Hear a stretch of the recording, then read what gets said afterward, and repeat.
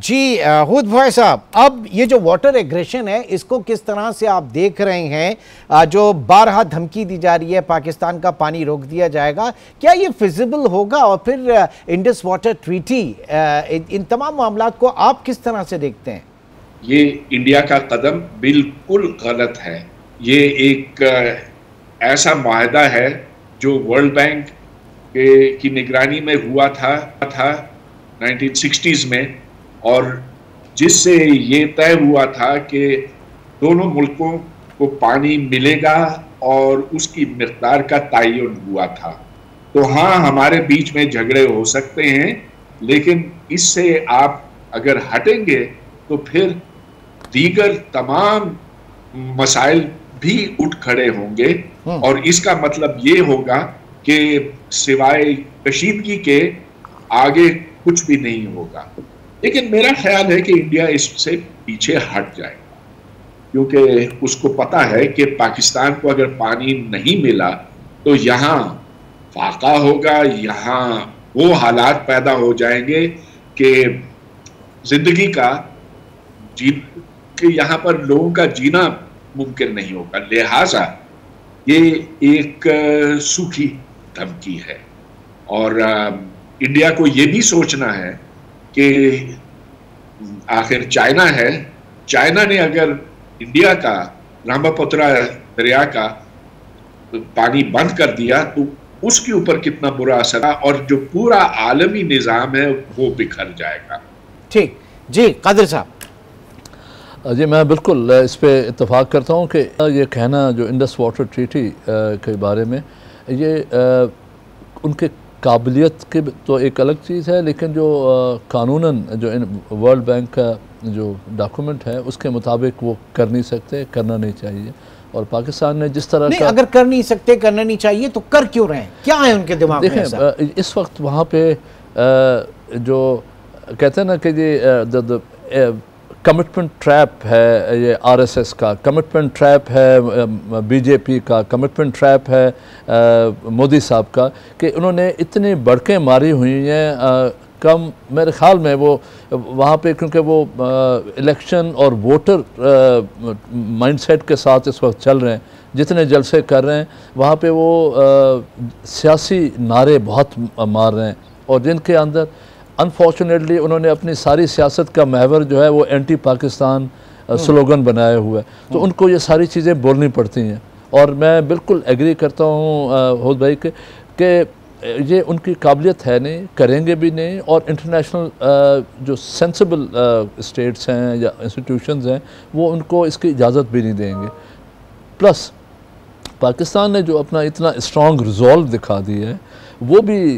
उनको ये एक वाज़े मैसेज आ गया है कि अगर हम इससे, ये तो बहुत छोटा सा उन्होंने एक वायलेशन की थी, उसका जवाब मिला है, अगर इससे बड़े लेवल की वायलेशन होती है कन्वेंशनल वॉरफेयर में, तो भी आपको पता है कि जी हमारे जो लीडरशिप है उन्होंने कहा था कि हमने सारे पत्ते अभी तक दिखाए नहीं हैं। तो ये जो इंडस वाटर ट्रीटी या पाकिस्तान का पानी रोकना, 24 करोड़ का पानी रोकना, यहाँ पे तो एक 2 मिनट के पानी के बारी पे कत्ल हो जाते हैं, तो ये 24 करोड़ लोग आपके ख्याल में ये बैठेंगे? नहीं, और अगर इंडस वाटर ट्रीटी, क्योंकि पाकिस्तान ये कहता है कि इंडस वाटर ट्रीटी नहीं, तो फिर दूसरे जो अकॉर्ड्स हैं वो भी नहीं, शिमला अकॉर्ड की तरफ। देखें, इंडस वाटर ट्रीटी अगर एब्जॉल्व होता है, होगा नहीं, लेकिन हो जाता है, तो पाकिस्तान ने कहा है कि जी हम हक रखते हैं कि हम शिमला एग्रीमेंट को एब्जॉल्व करें, और ये जो बायोलेटरल जो एग्रीमेंट हमने करके कोई भी इश्यूज रिजॉल्व करने हैं, ये डिस्कार्ड हो जाएंगे, ये ख़त्म हो जाएंगे। और अगर ये ख़त्म हो जाते हैं तो फिर इंटरनेशनल लोगों को आना पड़ेगा। इस वक्त इंडिया ने कश्मीर के ऊपर भी आना पड़ेगा, कश्मीर में भी आना पड़ेगा, हर चीज़ पे आना पड़ेगा, और फिर इंडिया दोबारा वो जो अपने आप को डीहाइफेनेट करने की कोशिश कर रहा था, तो वो उसमें ऑलरेडी हाइफेनेटेड है, और वो मज़ीद हाइफेनेटेड बल्कि ब्रैकेटेड हो जाएगा कि अब आप इस ब्रैकेट के अंदर उस वक्त बाहर निकल सकते हैं जब आप ये सारे इश्यूज रिजॉल्व करें, वरना हम 2 न्यूक्लियर मुल्कों को इस तरह लड़ने नहीं दे सकते बगैर किसी। और ये सिचुएशन आपको याद है कोल्ड वॉर के अंदर यूएस और यूएसएसआर और अमेरिका के अंदर, ये भी न्यूक्लियर डेटरेंस की वजह से ये फिर ये चीज़ें हुई, और एक नॉन न्यूक्लियर रिजॉल्व के साथ ये सारे मसले हल हुए। तो पाकिस्तान में भी यही होगा अगर दोनों मुल्क ना बैठे और इसको इशू को रिजॉल्व ना किया तो जी। खुद भाई साहब, सर ये फरमाइएगा कि जो मौजूदा हुकूमत और आरएसएस और फिर उसके बाद बीजेपी, मौजूदा जो सेटअप है इंडिया का, खुद हिंदुस्तान का जो तशख़्ख़ुस है और जो एक सेक्युलर स्टेट हुआ करती थी, आज